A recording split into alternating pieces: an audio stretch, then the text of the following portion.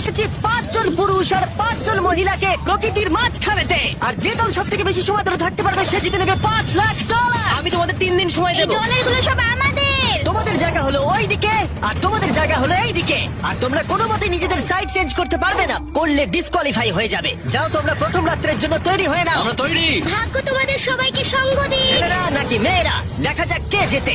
ওরা আমাদের কিছুতেই হারাতে পারবে না, তারা 5 জন পুরুষ নয়। তোমাদের কি মনে হয় ওরা কি এটা করছে? সত্যিই অদ্ভুত। আমার মনে হয় ওরা হাল ছেড়ে দেবে। আমরা সার্ভাইভ করতে যাচ্ছি না, আমরা আমাদের উন্নতি যতক্ষণ না করবো। খিদে পাই ততক্ষণই ভালো। হ্যাঁ, আমরা ভালোই করবো। আমরা স্ট্রবেরি পেয়েছি। কি? এখানে যেগুলো দেখতে পাচ্ছি সেগুলো আমাদের ফুড লিস্টে আছে। আমি চোখের সামনে শেল্টারটা দেখতে পাচ্ছি।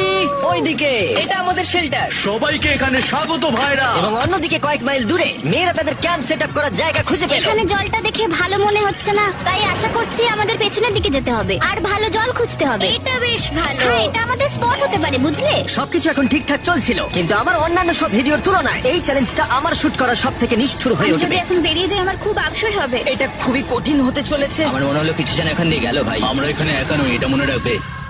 দেখা যাক আমাদের কাছে কি আছে। ফল, গ্রানোলা। সমস্ত মাংস তুমিই পেয়েছো। আমি প্রত্যেককে একটা করে জলের বোতল আর কিছু প্রয়োজনীয় জিনিসও দিয়েছিলাম। এ তো অনেক খাবার। দেখতে হবে যে এগুলো আমরা কতদিন চালাতে পারবো। টেনশন, তোমরা কি আমাকে শুনতে পাচ্ছ? হ্যাঁ, আমরা ভালোই শুনতে পাচ্ছি। হ্যাঁ, আমরা শুনতে পাচ্ছি। আমি শুধু তোমাদেরকে জানাতে চাই যে এই চ্যালেঞ্জটা কিভাবে এগোবে। চ্যালেঞ্জটাকে ইন্টারেস্টিং করতে যদি কোনো একজন এই চ্যালেঞ্জটাকে ছেড়ে দেয়, তবুও সে তার ভাগের অর্থ জিততেই পারে। শুধু এটাই দেখার যে কোন দলের খেলোয়াড় শেষ অবধি টিকে থাকতে পারে। আমরা এটা আশা করিনি। কেউ কখনো করে না। এখন তোমাদেরকে ঠিক করতে হবে যে টিমমেটদের সাহায্য করতে তোমরা এখানে থাকবে নাকি খাবার বাঁচাতে তোমরা লিভ করে যাবে। এবং এই গোটা চ্যালেঞ্জে মেয়েদের টিম জানতে পারবে না এখনো পর্যন্ত কতজন ছেলে টিকে আছে, এবং ছেলেরা জানতে পারবে না যে মেয়েদের টিমে এখনো পর্যন্ত কতজন টিকে আছে। এটাই হলো স্ট্র্যাটেজি। মজা এই হবে। খাবারটা 2 জনের জন্যই যথেষ্ট, 5 জনের জন্য মোটেই আমরা নয়। কি একে অপরকে টিকিয়ে রাখতে পারবো সেটাই বুঝতে পারছি আমাদের না। ব্রিজটা ক্রস করতেই হবে ওখানে কেউ গেলে। যদি কুইট করতে চায় আমি তার বিরুদ্ধে একদমই যাব না। কিন্তু আমি তো অবশ্যই যাব। হ্যাঁ, হ্যাঁ, একদম একদম।